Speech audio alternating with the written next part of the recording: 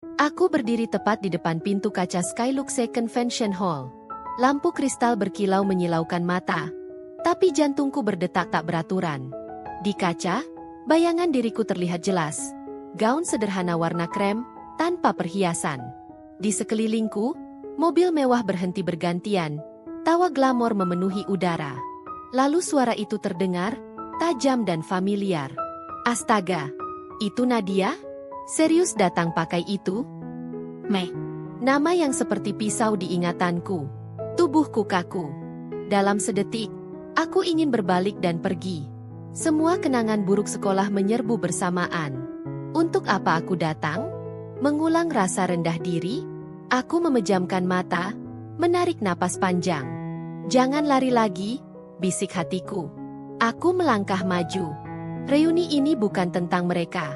Ini tentang aku. Halo semuanya, semoga kalian sehat dan bahagia selalu. Terima kasih sudah klik video ini. Dan jangan lupa klik like dan subscribe jika kalian suka kisah seperti ini. Tulis juga di kolom komentar dari kota mana kalian menonton. Seminggu sebelumnya, undangan reuni 10 tahun SMA muncul di layar ponselku. Foto nostalgia, logo sekolah, dan tempat acara yang tak main-main. Skyluxe Convention Hall, hotel dan pusat acara paling mewah di kota. Tempat yang, bahkan untuk sekadar minum kopi, aku harus berpikir 2 kali. Aku menatap undangan itu lama sekali. Aku sudah punya kehidupan yang nyaman sekarang. Tidak berlebih, tapi cukup. Aku bekerja sebagai desainer grafis freelance dari rumah, dan suamiku, Dika, sedang membangun bisnis restoran yang pelan-pelan mulai dikenal. Namun entah kenapa, undangan itu membuka luka lama. Di sekolah dulu, aku selalu menjadi bahan ejekan. Bukan karena aku buruk, hanya karena aku tidak mampu mengikuti standar glamor lingkaran pertemanan maya. Tas, sepatu, liburan mewah, semuanya tentang pamer. Dan aku, dengan sepatu sobek dan bekal sederhana, hanya menjadi bahan tawa. Itulah alasan aku ragu. Kalau kamu gak nyaman, kamu gak harus datang, kata Dika ketika aku menunjukkan undangan itu. Aku hanya ingin membuktikan sesuatu. Bukan ke mereka, tapi ke diriku. Dika tersenyum hangat. Senyum yang selalu membuatku merasa aman. Kalau begitu, aku dukung kamu. Aku akan menyusul setelah meeting. Kau bisa pergi duluan, ya? Aku mengangguk. Tidak tahu bahwa keputusan itu akan menjadi awal dari sesuatu yang tak pernah kubayangkan. Dan sekarang, di depan pintu hotel megah ini, semua ketakutanku kembali hidup. Aku melihat ke dalam ruangan melalui kaca. Lampu-lampu mewah, dekorasi emas dan putih, musik klasik mengalun pelan. Para alumni berfoto, tertawa, memamerkan kesuksesan dan pasangan masing-masing. Aku menggenggam undangan erat-erat, sampai lipatannya hampir robek. Kau sudah sampai, Nat, bisikku pada diri sendiri. Jangan mundur. Dengan napas gemetar tapi tekad yang kukumpulkan dari reruntuhan keberanianku yang rapuh, aku membuka pintu itu. Dan dunia lama, dunia yang dulu menertawakanku, menyambutku kembali. Tapi kali ini, aku bukan lagi Nadia yang dulu. Aku datang bukan untuk dilihat, tapi untuk berdiri. Aku melangkah masuk ke ruangan utama. Musik klasik mengalun pelan, chandelier raksasa menggantung di tengah, memantulkan cahaya ke gaun-gaun berkilau para tamu. Semua orang tampak seperti bintang film yang berjalan di karpet merah. Sementara aku, hanya perempuan biasa dengan gaun sederhana yang bahkan kubeli saat diskon akhir tahun. Aku datang sendiri. Dika tidak bisa menemaniku karena ada pertemuan bisnis mendadak. Ia berjanji menyusul setelah selesai. Namun berdiri di tengah keramaian yang penuh kemewahan ini, aku merasa seperti anak hilang yang salah masuk ruangan. Pasangan-pasangan tampil dengan penuh gaya, menggandeng tangan satu sama lain dengan percaya diri. Aku melihat seseorang memamerkan cincin besar, yang lain menunjukkan kunci mobil sport terbaru. Semua penuh cerita sukses dan kemenangan. Aku hanya memakai gaun sederhana. Apa aku salah datang? Bisikku pada diri sendiri. Aku mencoba tersenyum dan berjalan pelan menuju meja registrasi, tapi langkahku terasa berat. Setiap orang seolah memperhatikanku dari ujung kepala hingga kaki. Entah itu hanya perasaanku, atau tatapan mereka benar-benar menilai. Lalu Maya muncul, dengan senyum tajam seperti pisau yang menyamar sebagai keanggunan. Gaunnya panjang berkilau dengan belahan tinggi, Rambutnya disanggul anggun, dan parfum mahalnya menyeruak kuat. Nadia, wow, kamu datang juga. Sendirian? Nada suaranya terdengar manis, tapi matanya penuh penilaian. Aku menunggu suamiku, jawabku pelan. Maya menaikkan alis, tertawa kecil sambil melirik kanan kiri memastikan ada orang lain yang mendengar. Oh iya? Suamimu kerja apa sekarang? Aku lupa. Pertanyaan tajam, seperti jebakan. Aku menarik napas. Dia sedang membangun bisnis restoran. Sejenak Maya terdiam, lalu tersenyum sinis. Restoran? Menarik ya. Berbeda sekali dari suamiku yang baru saja ditunjuk jadi direktur keuangan perusahaan internasional. Ia memamerkan cincin berlian besarnya, sengaja menggerakkan tangan agar cahaya lampu mengenai permukaannya. Gelak tawa kecil terdengar dari dua wanita di sampingnya. Dadaku terasa sesak, tapi aku menatap Maya tenang. Di saat itu, ponselku bergetar. Pesan dari Dika muncul. Aku akan datang. Jangan takut. Kamu tidak sendiri. Seketika jantungku menghangat sedikit. Sebuah clue kecil tentang dukungan yang belum kusadari betapa pentingnya. Aku tersenyum tipis. Entah dari mana kekuatannya muncul. Aku senang mendengarnya, Maya, kataku pelan. Semoga malam ini jadi malam yang baik untuk kita semua. Untuk pertama kalinya, aku melihat ekspresi Maya berubah. Sejenak ia tampak tidak nyaman, seperti tidak menyangka aku tidak terjatuh oleh ejekannya. Twist kecil yang membuatnya gelisah. Namun itu tidak bertahan lama. Kita lihat saja nanti, balasnya, lalu berbalik dengan langkah dramatis menuju kerumunan, meninggalkanku sendirian di tengah ruangan megah itu. Aku tersisa dengan banyak pertanyaan berputar di kepalaku. Apakah aku kuat menghadapi malam ini? Apakah aku sudah cukup baik? Bagaimana jika semuanya berakhir memalukan? Musik terus mengalun, orang-orang terus tertawa, tapi di dalam dada, badai mulai terbentuk. Aku berdiri tegak, menggenggam ponsel sekuat mungkin. Aku akan baik-baik saja, bisikku. Aku harus. Malam baru dimulai, dan hatiku bersiap menghadapi apapun yang menunggu di balik kilauan ini. Aku berjalan menuju meja utama, tempat para alumni berkumpul. Ruangan itu dipenuhi cahaya hangat dan suara gelas beradu. Musik jazz berputar lembut, tapi bagiku semua terdengar seperti gema yang terdistorsi, seperti suara jauh dari dalam air. Seseorang melambaikan tangan ke arahku. Ternyata Santi, teman sebangku saat kelas 2. Wajahnya masih ramah seperti dulu. Nadia, astaga, sudah lama banget. Serunya memelukku singkat. Senyumnya tulus, sesuatu yang jarang kutemukan di ruangan ini. Aku tersenyum lega. Hai, San. Apa kabar? Santi mulai bercerita banyak hal. Anaknya 2, bisnis rotinya maju, suaminya arsitek. Semua terdengar menyenangkan. Untuk sesaat aku merasa seperti manusia normal lagi. Seperti aku bukan makhluk asing di tengah lautan emas dan permata. Tapi ketenangan itu tidak bertahan lama. Suara langkah tumit tinggi terdengar mendekat dengan ritme yang terlalu berisik untuk tidak disengaja. Maya muncul dengan 2 temannya, Alin dan Vira, mengikuti dari belakang seperti pengawal kehormatan. Maya menatapku dari ujung kepala sampai kaki. Senyum miring terangkat di sudut bibirnya. Nadia, kamu masih polos seperti dulu ya? Aku diam. Tidak ingin memulai perang ego. Tapi Maya terus maju. Tidak puas dengan reaksiku yang datar. Ia menatap kursi kosong di sebelahku dan bertanya dengan nada mengiris. Suamimu mana? Jangan bilang, hanya supir ojek online. Alin dan Vira saling pandang sebelum tertawa kecil menutup mulut. Seolah ingin terlihat sopan padahal justru semakin menghina. Beberapa orang di dekat kami terdiam, tapi aku tahu mereka mendengar. Aku bisa merasakan tatapan kasihan bercampur penasaran dari segala arah. Dadaku terasa sesak, seolah ruangan tiba-tiba menyusut dan udara menghilang. Kata-katanya merambat ke dalam tubuhku, menabrak tempat-tempat lama yang masih penuh luka. Aku ingin berdiri dan pergi. Ingin berteriak. Ingin menangis. Tapi aku menunduk sebentar, mengambil napas perlahan, dan memaksa bibirku tersenyum kecil. Suamiku sedang menyusul. Dia ada urusan penting. Maya mengangkat alis dengan dramatis, pura-pura terkejut. Oh ya? Urusan apa, Nat? Antar pesanan makanan? Kan bisnis restoran, ya? Pasti sibuk nganter orderan satu-satu. Tawa kedua temannya meledak lebih keras. Santi menatapku, wajahnya berubah kaku. Ia tahu aku terluka. Tapi ia juga tampak takut membela. Seperti kembali menjadi siswi SMA yang tak berdaya di hadapan ratu bullying bernama Maya. Aku menatap langsung mata Maya, mencoba berdiri tegak tanpa harus menaikkan suara. Tidak semua hal harus dibandingkan. Maya, ucapku perlahan. Semua orang punya jalan masing-masing. Sejenak wajahnya berubah. Mungkin ia tidak menyangka aku menjawab dengan tenang.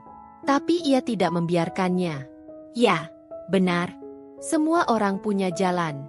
Tapi beberapa orang jalannya jauh lebih tinggi dan lebih terang dibanding yang lain. Ia menunjuk meja VIP dekat panggung, di mana pasangan paling sukses duduk dengan bangga. Aku harap kamu nyaman. Ya, Nat, jangan minder. Semua orang dimulai dari bawah. Nada terakhir begitu penuh racun sehingga terasa seperti tamparan. Aku menggenggam meja di belakangku agar tidak goyah. Suasana di dalam diriku berubah seperti roller coaster. Marah, sedih, ingin kabur, lalu tiba-tiba, hening. Ponselku bergetar lagi. Pesan dari Dika. Aku tidak lama lagi. Banggalah dengan dirimu. Kamu jauh lebih kuat dari yang kamu kira. Air mataku hampir jatuh. Tapi aku tahan sekuat mungkin. Pesan itu seperti tangan yang menarikku dari tepi jurang. Aku mengangkat wajah, menatap Maya langsung. Aku nyaman, Maya. Terima kasih sudah mengingatkanku tentang siapa diriku hari ini. Untuk sedetik, Maya kehilangan kata-kata. Senyum sinisnya retak, seperti topeng yang hampir jatuh. Twist kecil yang membuatnya tidak puas. Ia ingin melihatku hancur, tapi aku tidak memberinya kesempatan. Ia membalikkan badan dengan kesal. Ayo, kita tinggalkan meja ini. Aku bosan, gumamnya pada kedua temannya yang langsung mengikutinya. Tawa mereka menjauh, tapi rasa sakitnya masih menggantung di udara. Santi menyentuh lenganku pelan. Maaf, Nat, aku nggak tahu harus bilang apa. Aku menarik napas panjang. Aku baik-baik saja. Padahal di dalam, aku berperang. Apakah benar aku kuat? Apa aku akan selamat dari malam ini? Aku menatap ruangan luas ini. Lampu-lampu mewah, gaun berkilau, senyum palsu. Semuanya terasa seperti panggung sandiwara besar. Dan di tengahnya, aku hanya pemeran kecil yang berusaha bertahan. Tapi sesuatu dalam diriku mulai berubah. Aku tidak datang untuk kalah. Aku datang untuk melihat apakah aku masih bisa berdiri. Dan malam baru saja menyalakan api pertama dari badai panjang yang akan datang. Setelah Maya pergi, aku mencoba merapikan emosiku. Kutegakkan bahu dan menarik napas pelan, berpura-pura tidak terpengaruh. Tapi tubuhku masih gemetar. Tangan dingin, telapak berkeringat, dan jantungku terasa berdebar di rongga dada seperti ingin keluar. Santi menatapku lama, seolah ingin memastikan aku benar-benar baik-baik saja. Kalau mau keluar sebentar, aku temani, katanya pelan. Aku menggeleng, memaksakan senyum. Tidak apa-apa. Aku ingin bertahan di sini. Sejenak Santi tersenyum bangga, lalu pamit untuk menyapa teman lain. Aku kembali sendirian di sudut ruangan, menatap kerumunan yang terus tertawa dan saling memamerkan kesuksesan. Aku memang tidak punya banyak hal untuk dipamerkan di ruangan seperti ini. Tapi aku punya sesuatu yang selama ini tidak kumiliki. Ketenangan.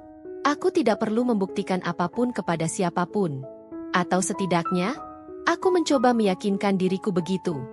Seorang MC naik ke panggung dan mengetuk mikrofon, meminta perhatian semua orang. Selamat malam alumni Angkatan 2014. Hari ini kita akan merayakan perjalanan 10 tahun yang luar biasa. Tepuk tangan menggema. Semua tampak bersemangat, kecuali aku. Setiap kata tentang kesuksesan, prestasi, dan membangun masa depan cerah, terasa seperti peluru halus yang ditembakkan ke dadaku. Aku berdiri di tepi ruangan, dekat meja minuman. Aku mengambil segelas punch, mencoba menenangkan diri. Dari sudut mataku, aku melihat Maya berdiri di tengah kerumunan, tertawa keras sambil memamerkan sesuatu di layar ponselnya. Beberapa orang tampak terpukau, yang lain mengangguk kagum. Aku tahu arah pembicaraan itu, Bahkan sebelum telingaku memang benar-benar menangkapnya. Ini villa kami di Lombok, waterfront view, katanya lantang. Kami baru beli bulan lalu. Semua mata memandangnya seolah ia matahari dan mereka planet kecil yang mengorbit. Untuk sesaat aku merasa sangat kecil.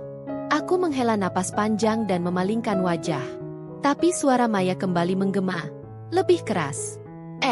Nat, kamu punya foto rumah baru atau bisnis restoran suamimu?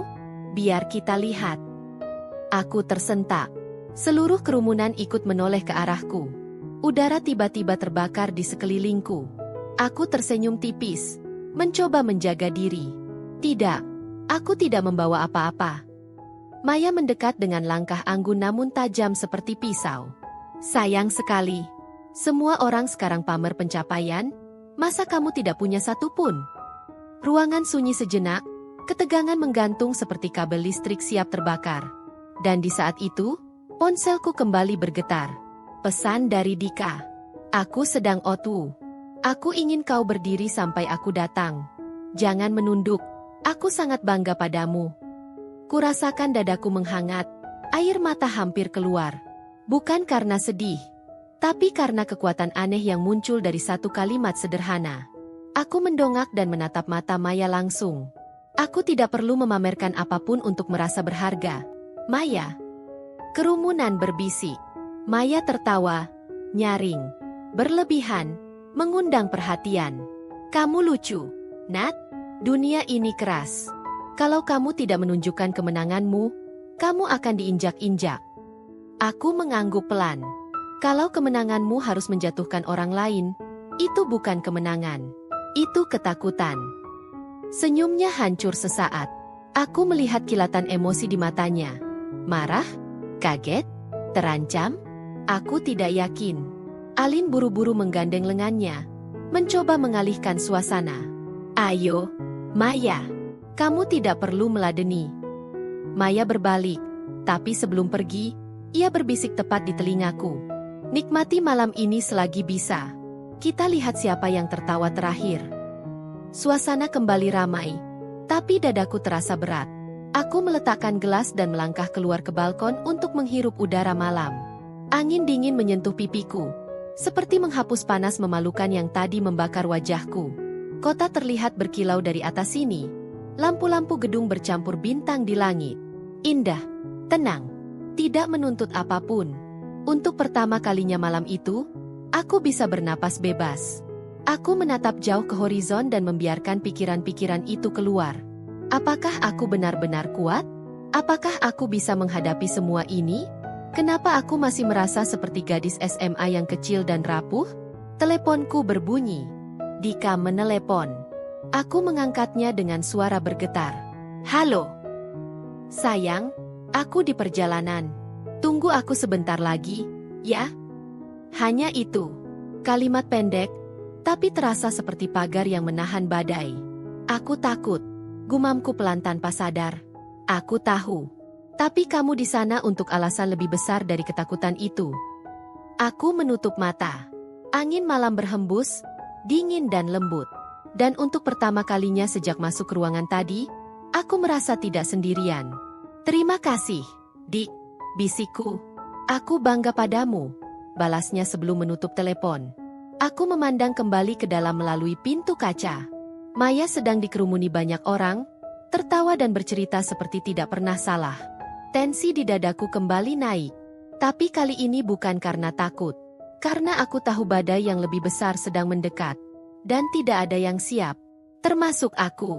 Termasuk Maya. Malam ini baru pemanasan. Pertarungan sebenarnya belum dimulai. Aku kembali masuk ruangan setelah beberapa menit berdiri di balkon. Suasana di dalam semakin ramai dan penuh sorakan. Musik berubah lebih cepat. Lampu panggung mulai berganti warna. Rupanya acara inti akan segera dimulai. Aku berjalan perlahan melewati kerumunan, kembali ke meja sambil berharap bisa tetap tak terlihat. Tapi setiap langkah terasa seperti berjalan di tengah sorotan besar.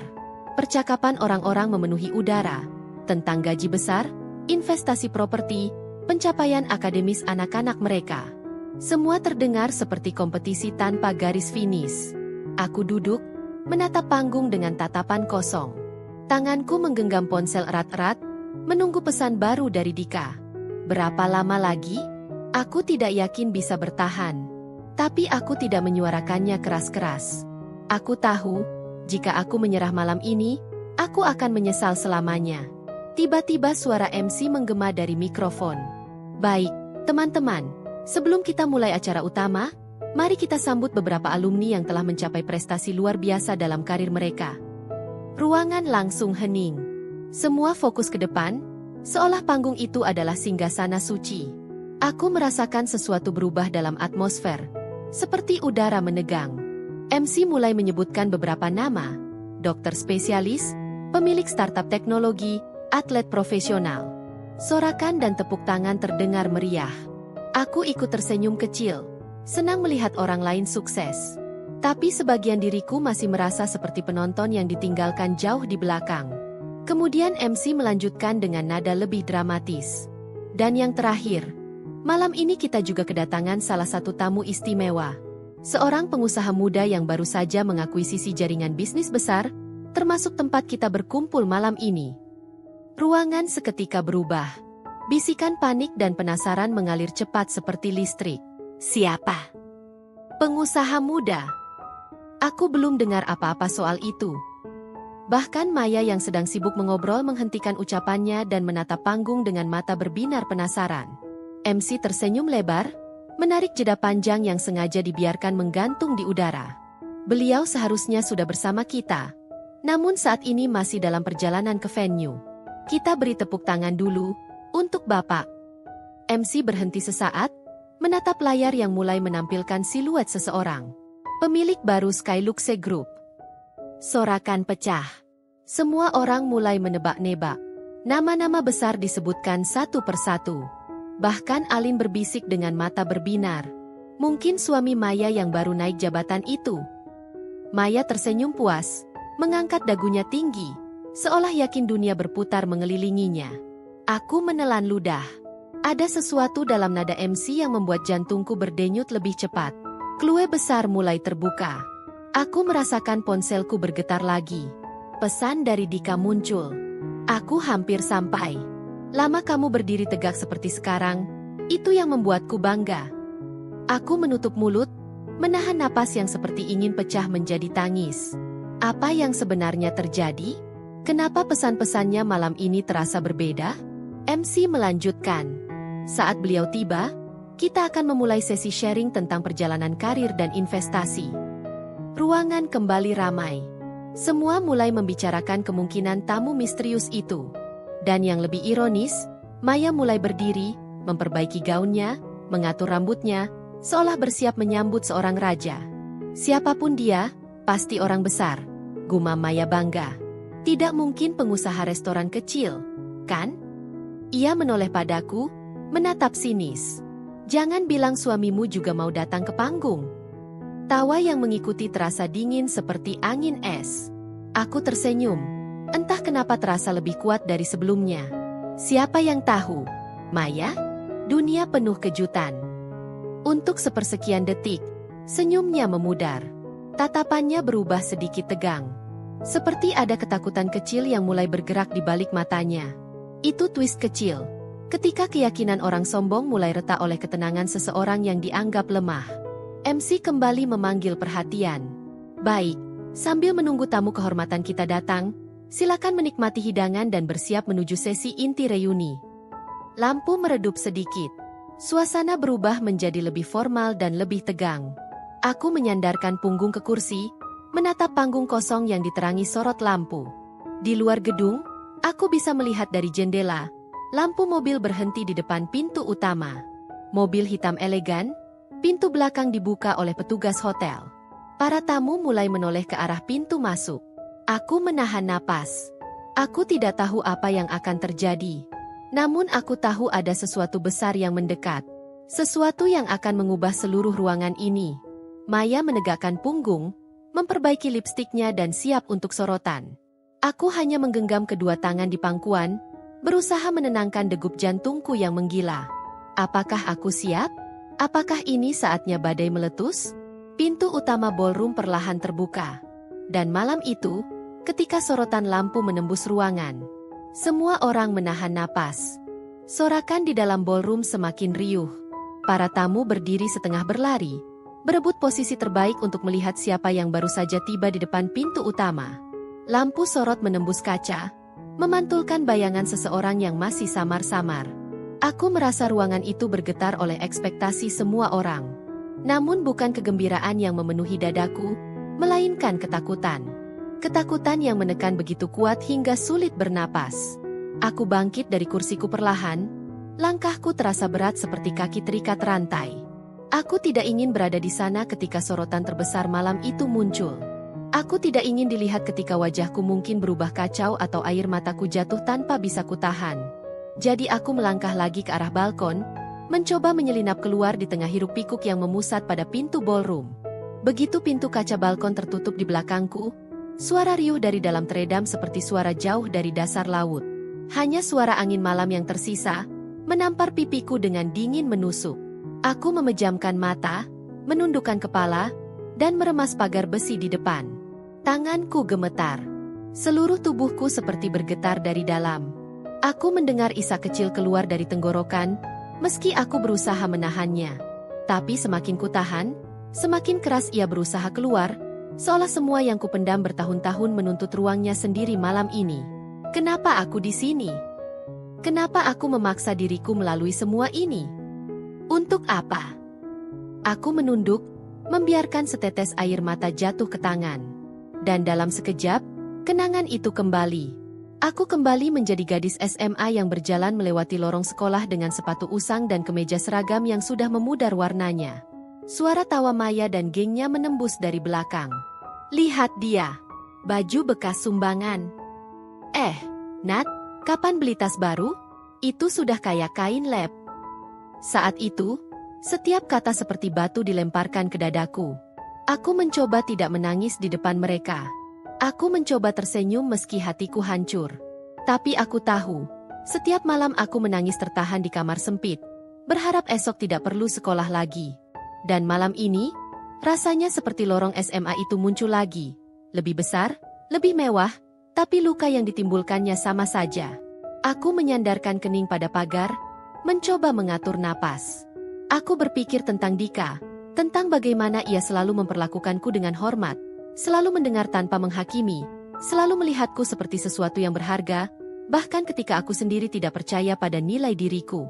Aku sudah jauh dari gadis dulu, tapi kenapa aku masih merasa kecil? Aku memejamkan mata lagi. Satu set air mata turun bersama napas berat. Tiba-tiba pintu balkon terbuka pelan. Aku terkejut, buru-buru mengusap pipi dan membalikkan badan. Aku berharap itu bukan Maya. Aku tidak siap menghadapi cemoohan lagi. Ternyata Santi. Ia berdiri di ambang pintu, ekspresi khawatir jelas di wajahnya. Nat, kamu gak apa-apa? Suaranya lembut, bukan mengasihani, tapi benar-benar peduli. Aku menarik napas panjang, mencoba tersenyum. Aku baik. Santi menghampiri dan berdiri di sampingku, memandang kota yang berkilau di bawah sana. Maaf aku nggak membelamu tadi, katanya pelan. Aku takut. Kayak dulu. Aku menoleh pelan. Tidak apa-apa, San. Aku mengerti. Dia mengangguk, matanya berkaca-kaca. Tapi aku ingin bilang, Nat, aku selalu kagum sama kamu. Dulu dan sekarang, kamu kuat. Kamu selalu berdiri bahkan waktu semua orang menghina. Aku menggigit bibir bawah, menahan tangis. Kalimat sederhana itu terasa seperti obat yang meresap ke luka lama. Untuk sesaat kami hanya berdiri dalam diam, membiarkan angin malam berbicara. Tiba-tiba terdengar suara tepuk tangan dari dalam ballroom, keras, bergemuruh seperti gelombang yang memecah karang. Lampu-lampu terlihat bergerak, seolah mengikuti seseorang yang berjalan masuk. Aku dan Santi saling menatap. Dia datang, kata Santi pelan. Jantungku melonjak seperti dihentakkan dari dalam. Aku tahu siapa yang dimaksud, atau setidaknya aku merasakannya. Dadaku kembali berdebar kacau, bukan karena takut diejek, tapi karena perasaan campur aduk antara cemas, bingung, dan harapan. Aku berdiri tegak, menghapus air mata terakhir di pipi. Aku menarik napas panjang, mencoba mengumpulkan serpihan keberanian yang hampir hilang. Ini bukan tentang Maya, gumamku pelan pada diri sendiri. Ini tentang melihat siapa aku sekarang. Aku menatap pintu kaca. Di baliknya, cahaya menyala terang, musik kemenangan pecah, dan suara MC terdengar samar memanggil nama seseorang. Nama yang membuat seluruh ruangan berdiri. Saat itu, aku tahu. Badai sesungguhnya baru saja memasuki ruangan. Dan semuanya akan berubah. Untuk selamanya. Tepuk tangan dari dalam ballroom semakin keras. Seperti badai yang menghantam pintu kaca di belakangku. Sorot lampu bergerak liar. Seolah mencari seseorang yang layak berdiri di bawah cahayanya. Dari balkon, aku bisa melihat sebagian ruangan, dan semua orang berdiri menghadap pintu utama. Aku menarik napas panjang. Santi menepuk bahuku pelan, memberi isyarat bahwa aku harus kembali ke dalam. Pergi, Nat, katanya lembut. Ini saatnya. Aku mengangguk, meski kaki terasa seperti batu. Tanganku masih gemetar, tapi aku memaksa diriku mendorong pintu dan kembali ke ruangan. Suara tepuk tangan dan sorakan langsung menerpa tubuhku seperti gelombang panas. Musik berubah, dramatis, megah. Lampu-lampu fokus pada seseorang yang baru saja berjalan masuk melewati pintu utama ballroom. Aku berhenti di ambang pintu balkon. Berdiri diam di sana, seolah dunia berhenti berputar. Seseorang sedang melangkah maju pelan namun mantap, didampingi manajer hotel dan beberapa staf berseragam. Wajah itu mulai terlihat jelas dari balik sorotan cahaya. Dika. Napas tercekat di tenggorokanku. Dunia terasa bergerak lambat. Seperti adegan film yang diperlambat untuk menekankan momen penting. Dika berjalan mengenakan setelan jas hitam elegan, rapi dan tegas. Jauh berbeda dari pria sederhana yang kutemui setiap pagi di meja makan kecil rumah kami. Sorotan lampu menegaskan kehadirannya, seolah ruangan ini memang miliknya. Kerumunan bergemuruh, bukan sekadar tepuk tangan, tapi kekaguman yang sulit disembunyikan. Astaga, itu Dika Pratama. Aku pernah dengar nama itu. Pemilik jaringan bisnis kuliner besar, kan? Bukankah dia yang baru saja membeli Skyluxe Group bulan lalu? Bisik-bisik cepat menyapu ruangan seperti angin kencang. Orang-orang saling menoleh, terkejut, kagum, bahkan iri. Aku berdiri membeku, tidak bergerak. Semua suara bercampur menjadi gema kabur.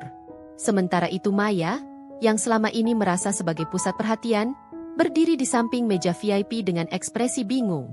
Ia melirik Alin dan Vira, menunggu kepastian. Aku melihat jelas bagaimana wajahnya mulai berubah. Dari percaya diri penuh, menjadi tegang, lalu perlahan pucat.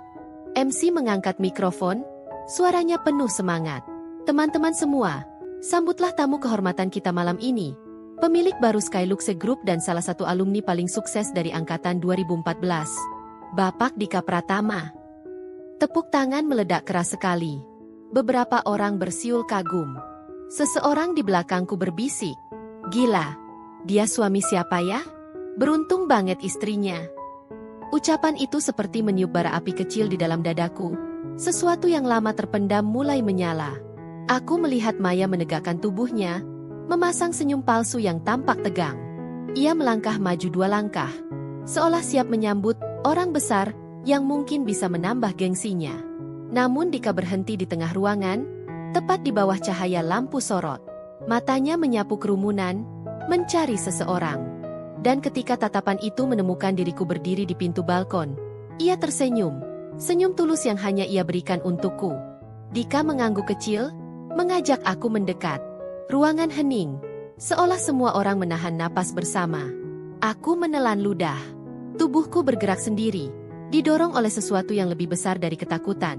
Mungkin keberanian, mungkin cinta, mungkin rasa ingin melihat bagaimana akhirnya semua ini. Saat aku melangkah maju, bisik-bisik mulai bermunculan lagi. Itu Nadia, kan?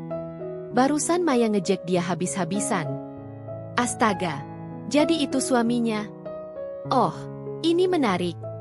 Aku bahkan bisa melihat wajah Maya yang membeku. Matanya membesar seperti baru sadar bahwa ia berdiri di pinggir tebing tanpa pegangan. Aku berjalan mendekat, langkah demi langkah, sambil merasa seluruh ruangan menatapku. Ketika jarak kami tinggal 3 langkah, Dika meraih tanganku. Genggamannya hangat, kokoh, dan membuat seluruh dunia terasa kembali masuk ke tempat yang seharusnya. Ia menatapku penuh bangga, lalu membisikkan pelan, "Aku di sini." Lalu masih menggenggam tanganku, ia berbalik menghadap seluruh ruangan. MC tersenyum lebar. "Bapak Dika, kami sangat terhormat dengan kehadiran Anda. Silakan, mungkin ingin mengatakan beberapa kata." Dika mengangkat mikrofon. Ruangan diam seperti kuburan, bahkan napas pun terdengar. "Terima kasih. Tapi sebelum saya bicara tentang bisnis atau pencapaian apapun, saya ingin memperkenalkan seseorang yang jauh lebih hebat dari saya." 1 detik keheningan. "Istri saya." Ruangan seperti meledak dalam kejutan. Suara terkejut, desahan panjang, dan bisik-bisik tidak percaya memenuhi udara. Aku melihat Maya menutup mulut dengan tangan, matanya membesar, wajahnya berubah pucat seperti kertas. Dunia seakan berputar sangat cepat dan sangat lambat dalam waktu yang sama. Aku berdiri diam, tapi di dalam dada, sesuatu yang selama ini terkubur dalam rasa takut dan luka, akhirnya mulai bangkit. Dan untuk pertama kalinya malam itu, aku merasakan kemenangan kecil sebelum badai besar benar-benar menghantam. Tepuk tangan perlahan mereda, meninggalkan ruang sunyi yang menegangkan. Semua mata terarah pada kami, pada Dika yang berdiri tegap di panggung, dan pada aku yang berdiri tepat di sampingnya, masih menggenggam tangannya erat-erat seperti jangkar yang menahan badai. Aku bisa merasakan getaran kecil di telapak tanganku, bukan karena takut lagi, tapi karena sesuatu di dalam diriku mulai bangkit. Suara yang selama bertahun-tahun tersembunyi di balik luka, akhirnya mendapatkan ruang untuk berbicara. Dika mengambil napas pelan dan mulai berbicara lewat mikrofon. "Saya berdiri di sini bukan sebagai seorang pengusaha, bukan sebagai pemilik Skyluxe Group, bukan sebagai seseorang yang dipanggil sukses." Suara bergema di seluruh ruangan, kuat namun penuh kehangatan. "Saya berdiri sebagai suami dari wanita luar biasa ini." Tepuk tangan kecil terdengar, tapi sebagian besar ruangan masih terdiam, terpaku, menunggu apa yang akan terjadi. Dika melanjutkan, "Tidak banyak yang tahu bahwa saya memulai semuanya dari nol.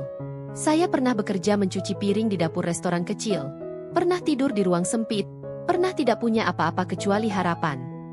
Beberapa wajah tampak terkejut, beberapa saling berbisik. Saat saya hampir menyerah, Nadia yang berdiri di samping saya.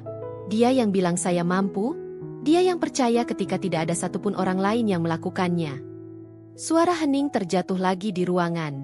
Aku memandang lantai, berusaha menahan air mata yang mendesak ingin keluar.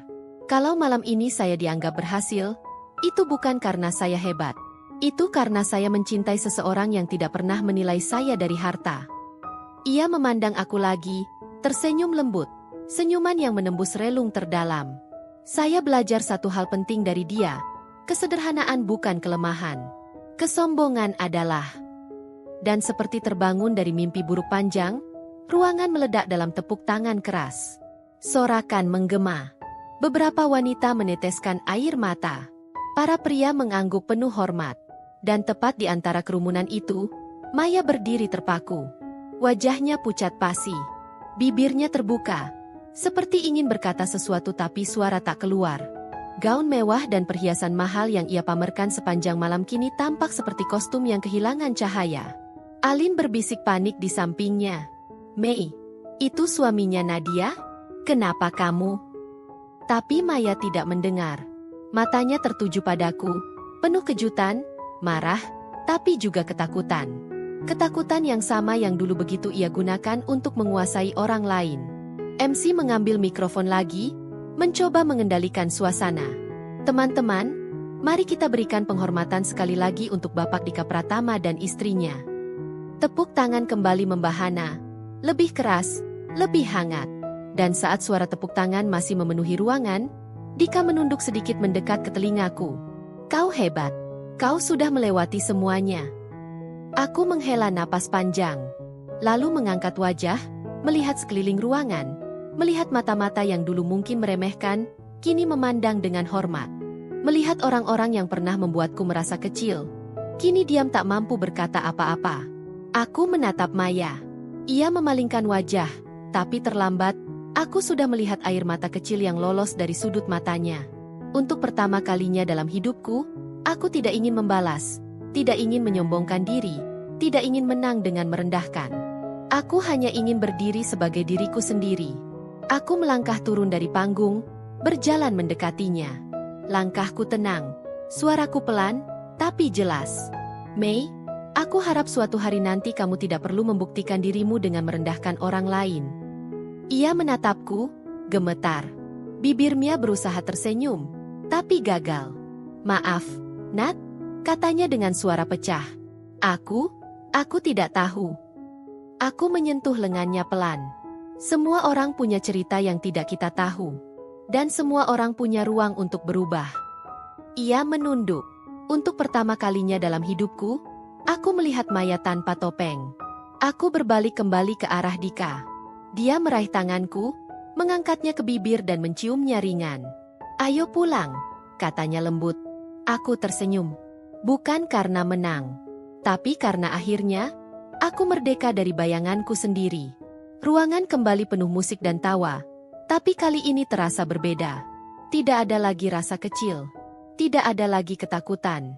Tidak ada lagi rasa minder. Hanya kedamaian yang besar dan hangat. Malam itu, tanpa perlu berkata banyak, aku tahu. Aku akhirnya bebas. Dan semua orang menyadari.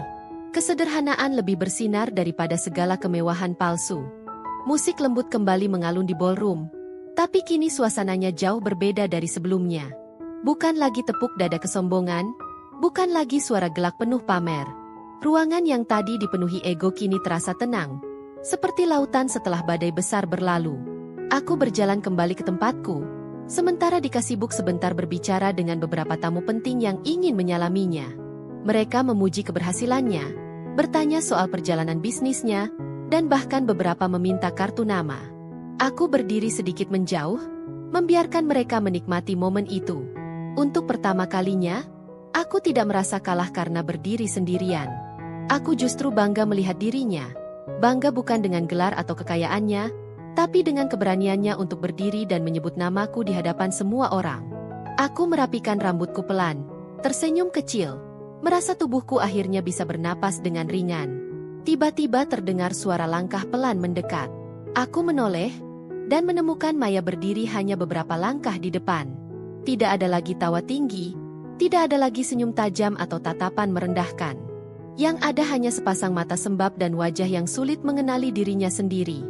Gaunnya masih berkilau, perhiasannya masih memantulkan cahaya lampu, tapi semua itu tampak seperti tempelan tanpa makna. Nat, boleh bicara sebentar? Suaranya pelan, hampir bergetar. Aku mengangguk. Kami berjalan ke sudut ruangan yang lebih sepi, dekat dinding kaca yang menghadap kota. Dari sana, lampu-lampu kota tampak seperti ribuan titik cahaya kecil, tenang dan jauh dari hiruk-pikuk manusia. Beberapa detik berlalu tanpa suara. Untuk pertama kalinya dalam 10 tahun, Maya tidak tahu harus berkata apa. Akhirnya ia membuka mulut. Aku benar-benar minta maaf. Aku selama ini selalu merasa harus terlihat paling hebat. Aku pikir kalau aku tidak memamerkan semua yang aku punya, aku tidak akan dianggap siapa-siapa. Ia menunduk, menggenggam kedua tangannya sendiri seperti seseorang yang kedinginan. Aku iri, Nat. Kamu selalu terlihat tenang. Tidak peduli betapa sederhananya hidupmu, kamu tetap bisa tersenyum. Sementara aku selalu takut kalau suatu hari orang-orang akan melihat aku tidak sesempurna yang terlihat. Aku terdiam. Aku tidak pernah membayangkan akan mendengar Maya berbicara seperti ini. Ia melanjutkan, suaranya patah-patah. Saat melihat kamu tadi, aku sadar aku sudah keterlaluan. Aku menyakitimu karena aku tidak bisa berdamai dengan diriku sendiri. Aku menarik napas panjang sebelum menjawab. Mei, kita semua punya luka masing-masing. Bedanya, sebagian dari kita memilih melindungi lukanya dengan topeng, dan sebagian lagi memilih menyembuhkannya. Ia menatapku, matanya berair. Aku ingin belajar menyembuhkan. Aku tidak mau hidup seperti ini lagi. Untuk sesaat, aku melihat Maya yang dulu, bukan ratu sekolah yang kejam, bukan wanita yang tenggelam dalam pencitraan, tapi gadis rapuh yang pernah tersesat. Aku menyentuh lengannya pelan. Maafkan dirimu dulu. Itu langkah pertama. Air mata jatuh di pipinya. Tapi kali ini bukan air mata kekalahan, tapi kelegaan. Terima kasih, Nat, bisiknya. Kau jauh lebih baik dari yang pernah aku bayangkan. Aku tersenyum lembut. Aku bukan lebih baik, Mei. Aku hanya berhenti berperang dengan diriku sendiri. Kami berdiri dalam diam beberapa saat. Tidak perlu banyak kata. Tidak perlu drama berlebihan. Hanya dua perempuan yang akhirnya berhenti saling menyakiti. Andai saja kami tahu lebih cepat bahwa tidak ada kemenangan dalam menjatuhkan satu sama lain. Aku memandangi kota yang berpendar cahaya. Dan saat itu, aku sadar sesuatu. Kemenangan terbesar bukan ketika aku berdiri di panggung bersama Dika. Kemenangan terbesar adalah ketika aku bisa melihat seseorang yang dulu menyakitiku dan tetap memilih memaafkan. Kemenangan terbesar adalah ketika hatiku tidak lagi digerakkan oleh luka atau balas dendam, tapi oleh kedewasaan. Dika mendekat, melingkarkan tangan lembut di pundakku. "Sudah siap pulang?" Tanyanya dengan suara hangat yang menenangkan semua badai di dalam diriku. Aku mengangguk. Sebelum pergi, aku menatap Maya sekali lagi. "Jaga dirimu, Mei. Kita semua pantas tumbuh." Ia tersenyum. Kali ini sungguh tulus. "Sampai bertemu lagi, Nadia." Kami berjalan keluar ballroom bersama. Langkahku ringan. Dadaku terasa begitu lapang. Seolah beban bertahun-tahun yang menempel di bahuku akhirnya jatuh dan hilang. Pintu hotel terbuka pelan. Udara malam menyambutku dengan kelembutan yang tidak pernah terasa sebelumnya. Aku menggenggam tangan Dika. Dan dalam hati, aku berkata pada diriku sendiri, aku tidak pernah kalah. Aku hanya perlu waktu untuk menemukan caraku menang. Malam yang awalnya ku benci, telah menjadi malam yang akan kuingat sepanjang hidup. Udara malam menyambut kami begitu keluar dari pintu hotel. Angin berhembus lembut, membawa aroma bunga di taman depan Skyluxe yang bercampur dengan cahaya lampu kota. Semuanya terasa jauh lebih tenang daripada beberapa jam sebelumnya. Seolah dunia tiba-tiba mengecil dan hanya menyisakan keheningan yang hangat. Aku dan Dika berjalan perlahan melewati halaman hotel. Suaraku masih tertahan di tenggorokan, bukan karena takut, tapi karena terlalu banyak hal di dalam hati yang ingin keluar sekaligus. Dika menatapku, masih memegang tanganku erat. "Terima kasih sudah bertahan," katanya pelan. "Aku tahu malam ini tidak mudah." Aku tersenyum kecil, memandang matanya yang hangat dan jujur.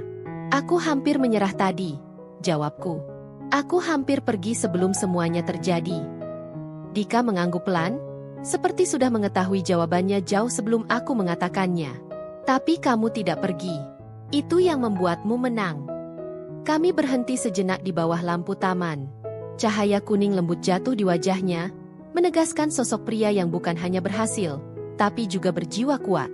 Namun bagiku, Dika selalu lebih dari itu. Ia adalah rumah saat dunia terasa asing. Aku menatap langit. Bintang-bintang berkelip pelan, seperti mata kecil yang mengawasi tanpa menghakimi. Untuk pertama kalinya sejak lama, aku merasa ringan. Tidak ada lagi suara di dalam kepala yang berkata aku tidak cukup. Tidak ada lagi rasa kecil yang menempel di kulitku seperti bayangan yang tak mau hilang. Hanya ada damai. "Aku bangga padamu, Nat," Dika berkata lagi. "Bukan karena apa yang terjadi di panggung tadi, tapi karena kamu tetap berdiri meski takut." Aku menelan ludah. Air mata hangat turun pelan.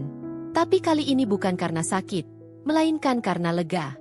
"Terima kasih sudah percaya padaku, bahkan ketika aku tidak bisa percaya pada diriku sendiri." Dika tersenyum dan meraih wajahku dengan kedua tangannya. Lembut, "Kamu hanya lupa siapa dirimu. Malam ini kamu menemukannya lagi." Kami berpelukan lama di bawah cahaya lampu taman, membiarkan waktu berhenti sejenak. Dalam perjalanan pulang, aku memandang keluar jendela mobil. Jalanan yang dilalui terasa lebih pendek dari biasanya. Lampu-lampu kota melewati kaca seperti garis cahaya yang mengalir. Dan di dalam suara mesin yang stabil, aku berbicara pelan lebih kepada diriku sendiri daripada kepada siapapun. Aku pikir selama ini aku harus membuktikan sesuatu kepada dunia. Tapi ternyata, aku hanya perlu berdamai dengan diriku sendiri. Setelah 10 tahun hidup dengan bayang-bayang masa lalu, akhirnya aku bisa melihat sesuatu yang sederhana tapi sangat berharga. Harga diri tidak pernah ditentukan oleh apa yang kita pakai, apa yang kita punya, atau siapa yang memuji. Harga diri ditentukan oleh bagaimana kita memperlakukan diri sendiri, Dan bagaimana kita memperlakukan orang lain meski mereka pernah melukai kita. Aku tersenyum kecil pada pantulan diriku di kaca jendela mobil. Orang yang menatap balik dari sana bukan lagi perempuan kecil yang gemetar. Bukan lagi gadis SMA yang ditertawakan karena kesederhanaannya. Ia adalah aku yang baru. Aku yang kuat. Aku yang akhirnya menang. Begitu sampai di rumah, aku memeluk Dika sekali lagi sebelum masuk. Aku mencintaimu, katanya pelan. Aku juga, jawabku, tulus dan penuh. Aku menutup pintu, bersandar sejenak, meresapi keheningan rumah yang hangat. Lalu aku tersenyum. Malam reuni itu seharusnya menjadi ujian, tapi justru menjadi hadiah. Hadiah yang mengajarkanku bahwa kemenangan bukan tentang berdiri paling tinggi di atas orang lain, melainkan berdiri tegak di atas diriku sendiri. Aku memejamkan mata dan berbisik pada diriku sendiri. Aku baik-baik saja, dan aku cukup. Dan untuk pertama kalinya dalam hidupku, aku benar-benar mempercayainya. Pesan moral: kesederhanaan bukan kelemahan. Kesombongan bukan kehebatan. Orang yang tenang ketika diremehkan adalah orang yang paling kuat. Dan kadang, balasan terbaik bukan membuktikan siapa kita, tapi menunjukkan siapa kita sebenarnya.